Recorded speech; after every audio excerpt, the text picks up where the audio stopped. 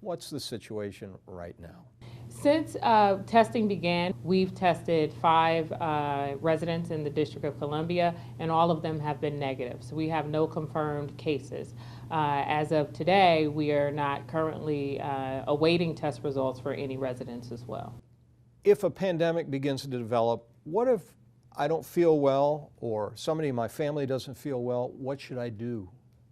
If someone believes that they have signs or symptoms of coronavirus or COVID-19, it is important for them to call their healthcare provider before showing up in the office. So the phone is the first place to go, not the emergency room. Correct. It's always important to have a conversation with the healthcare provider. Don't walk in unless it's clearly an emergency. That's correct. The triage begins on the phone.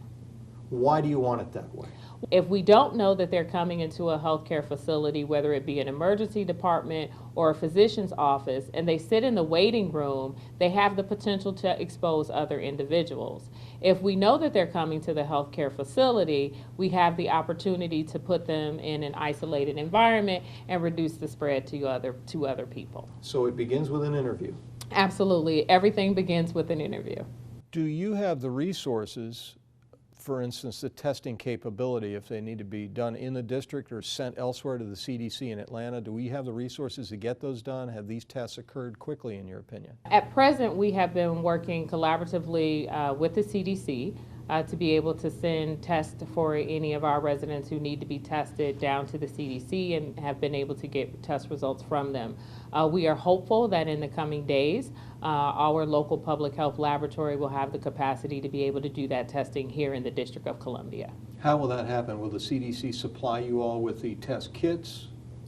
Yes, so it has been the plan for local and state public health laboratories to be able to conduct the testing at the local level, and our local public health lab will have the capacity to do that, and it's our hope that that capacity will be present in the next couple of days. We want the public to understand that it's important to always have adequate supplies of the medications that you take on a day-to-day basis, having medications that treat fever. If you have children at home, making sure that they have medications to be able to replace the fluids that they might lose if they were to get a cold or flu-like symptoms, having adequate cleaning supplies in your home, having adequate supplies of tissues or basic household products to clean your home. To prepare for the possibility of home quarantine. And home quarantine and home isolation, How but much? also for just simply having an illness. So those are the types of things that we want people to have in their home kit.